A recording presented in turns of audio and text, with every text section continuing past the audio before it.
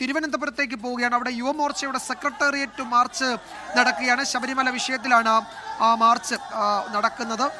അവിടെ പ്രവർത്തകരും പോലീസും തമ്മിൽ ഏതാണ്ട് ഏറ്റുമുട്ടലിന്റെ വക്കോളം എത്തിയിരിക്കുകയാണ്.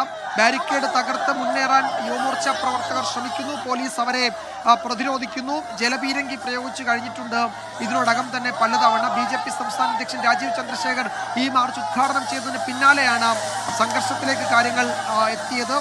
പ്രവർത്തകരുടെ വലിയ സാന്നിധ്യം അവിടെയുണ്ട്. വീണ്ടും ജലപീരങ്കി പ്രയോഗിക്കുകയാണ്. അവിടെ സംഘർഷ സാഹചര്യം ഇപ്പോഴും നിലനിൽക്കുന്നു.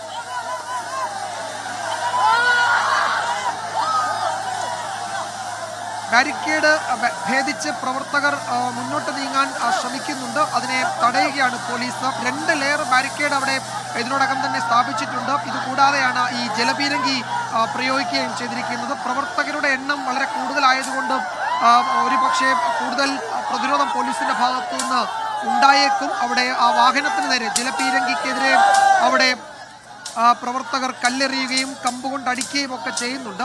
ഒരു സംഘർഷ സാഹചര്യം. റിനു ശ്രീധർ വിവരങ്ങൾ നൽകും. റിനു, പ്രവർത്തകരുടെ വലിയ പങ്കാളിത്തമുണ്ട് അവിടെ. എന്താണ് സംഭവിക്കുന്നത്? ഇതിനോടകം നിരവധി തവണ ജലപീരങ്കി പ്രയോഗിക്കുകയും ചെയ്തു. ഇപ്പോഴും സംഘർഷ സാഹചര്യം തുടരുകയാണല്ലേ? തീർച്ചയായും വിജയകുമാർ, അല്പസമയം മുമ്പാണ് രാജീവ് ചന്ദ്രശേഖർ BJPയുടെ സംസ്ഥാന അധ്യക്ഷൻ ഈ പ്രതിഷേധ യോഗം ഉദ്ഘാടനം ചെയ്ത ഇവിടെ നിന്ന് മടങ്ങുന്നതിന് മുമ്പ് തന്നെ ഒരു പ്രവർത്തകൻ സെക്രട്ടേറിയറ്റിന് ഉള്ളിലേക്ക് കടക്കുവാൻ വേണ്ടി ശ്രമിച്ചത് പോലീസും പ്രവർത്തകരും തമ്മിൽ വലിയ രീതിയിലുള്ള ഒരു ഉന്തും തള്ളിനും കാരണമായി ചിതറിയോടുന്ന ഒരു സാഹചര്യം പ്രവർത്തകരുടെ ഭാഗത്തു നിന്നുണ്ടായി. തുടർന്ന് വീണ്ടും ഈ ഗേറ്റിന് സമീപത്തേക്ക് എത്തി ബാരിക്കേഡിന് മുകളിൽ എത്തി ഇവർ വലിയ രീതിയിലുള്ള മുദ്രാവാക്യം വിളി നടത്തുകയാണ്. തുടർന്നാണ് പോലീസ് ജലപീരങ്കി പ്രയോഗിക്കുകയും ചെയ്തത്. ഇപ്പോൾ 2ാം തവണയും പോലീസ് ജലപീരങ്കി പ്രയോഗിച്ചു. പക്ഷേ പ്രവർത്തകർ പിന്നോട്ട് ഇല്ല. മുഖ്യമന്ത്രി അടക്കം, അതുപോലെ തന്നെ ദേവസ്വം വകുപ്പ് മന്ത്രി അടക്കം, ദേവസ്വം ബോർഡ് പ്രസിഡന്റ് അടക്കം രാജിവെക്കണമെന്ന ആവശ്യമാണ് ശബരിമല സ്വർണ്ണപ്പാളി വിവാദവുമായി ബന്ധപ്പെട്ടുകൊണ്ട് ഇവർ മുദ്രാവാക്യമായി ഉയർത്തുന്നത്. സാധാരണഗതിയിൽ എത്തുന്ന യുവമോർച്ച പ്രവർത്തകരുടെ എണ്ണത്തെക്കാൾ വലിയൊരു ശതമാനം വർധനവാണ് ഇന്നത്തെ ഈ ഒരു പ്രതിഷേധ പ്രവർത്തനത്തിൽ നമുക്ക് അല്ലെങ്കിൽ പ്രകടനത്തിൽ നമുക്ക് കാണാൻ വേണ്ടി കഴിയുന്നത് എന്നുള്ളതാണ്. എന്തായാലും ബാരിക്കേഡിന് മുകളിൽ കൊടികൾ ഉയർത്തി മുദ്രാവാക്യം വിളിക്കുകയാണ്. ഒപ്പം വരുൺ ജലപീരങ്കി ആ വാഹനത്തിന് നേരെയും ഇവർ കമ്പുകളും അതുപോലെ തന്നെ ചെരുപ്പ് ഉൾപ്പെടെയുള്ളവയും വലിച്ചെറിയുന്ന ഒരു സാഹചര്യമാണ് ഉണ്ടായത്. എന്തായാലും വലിയ രീതിയിലുള്ള ഒരു പ്രതിഷേധത്തിന് സാക്ഷ്യം വഹിക്കുകയാണ് സെക്രട്ടേറിയറ്റ്. നമുക്കറിയാം, ഓരോ ദിവസവും ശബരിമല സ്വർണ്ണപ്പാളി വിവാദവുമായി ബന്ധപ്പെട്ടുകൊണ്ട് ഓരോ വെളിപ്പെടുത്തലുകളും ഓരോ വിവരങ്ങളും പുറത്തുവരുന്ന ഒരു സാഹചര്യമാണ് നിലവിലുള്ളത്. എന്തായാലും പോലീസുമായി വീണ്ടും വാക്കേറ്റത്തിലേക്ക് പോകുന്നു പ്രവർത്തകർ, ഉന്തും തള്ളലിലേക്ക് പോകുന്നു പ്രവർത്തകർ എന്നുള്ളതാണ് നമുക്ക് ഏറ്റവും പുതിയതായി നൽകാൻ കഴിയുന്ന വിവരം.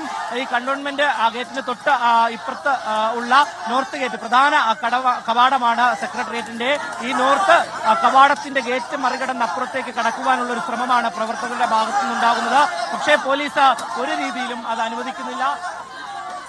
പോലീസിന്റെ ഭാഗത്ത് നിന്ന് പ്രകോപനങ്ങളൊന്നും തന്നെ ഉണ്ടാകാതെ ഇവരെ പിന്തിരിപ്പിക്കുവാൻ വേണ്ടിയിട്ടുള്ള ഒരു ശ്രമമാണ് നമുക്ക് കാണാൻ വേണ്ടി കഴിയുന്നത് ഇവിടെ നിന്ന്. പക്ഷേ പ്രവർത്തകർ പിന്നോട്ടില്ല, മുന്നോട്ട് തന്നെയാണ്. എന്തായാലും രാജീവ് ചന്ദ്രശേഖർ അടക്കം പി കൃഷ്ണദാസ് അടക്കമുള്ളവർ ഇവിടെ നിന്ന് പിന്തിരിഞ്ഞ് അല്ലെങ്കിൽ തിരികെ പോകുന്ന ഒരു സാഹചര്യം. അതിനുശേഷമാണ് പ്രതിഷേധം വലിയ രീതിയിലുള്ള ഒരു പ്രകോപനത്തിലേക്ക് പോയത് എന്ന് വേണം നമുക്ക് പറയാൻ. ബാരിക്കേഡിന് മുകളിൽ ഇപ്പോഴും BJPയുടെ പതാക ഉയർത്തിക്കൊണ്ട് ഇവർ മുദ്രാവാക്യം വിളിക്കുന്നുണ്ട്. വനിതാ പ്രവർത്തകരടക്കം ഇതിനു മുകളിലുണ്ട്. പോലീസ് ആദ്യഘട്ടത്തിൽ, അതായത് രാജീവ് ചന്ദ്രശേഖറിന്റെ പ്രസംഗം അവസാനിക്കുന്നതിന് മുമ്പ് തന്നെ ഒരു പ്രവർത്തകൻ സെക്രട്ടേറിയറ്റിന്റെ നോർത്ത് ഗേറ്റിന്റെ വലതുവശത്തുകൂടി സെക്രട്ടേറിയറ്റിനകത്തേക്ക് ചാടിക്കടക്കുവാൻ വേണ്ടി ശ്രമിച്ചു. പോലീസ് ഇത് തടയുകയും ചെയ്തു. പോലീസുമായി അപ്പോൾ അവിടെ വാക്കേറ്റമുണ്ടാകുന്നു. തുടർന്നാണ് രാജീവ് ചന്ദ്രശേഖരൻ പ്രസംഗം അവസാനിപ്പിച്ച് പോകാൻ വേണ്ടി തയ്യാറായതും. ലോകത്തെവിടെയായാലും ഏത് സമയത്തും 24 വാർത്തകളും ഓഗ്മെന്റഡ് റിയാലിറ്റി പാക്കേജുകളും എക്സ്പ്ലെയിനറുകളും വിശദമായി കാണാൻ ഞങ്ങളുടെ YouTube ചാനൽ നിങ്ങൾക്ക് സബ്സ്ക്രൈബ് ചെയ്യാം.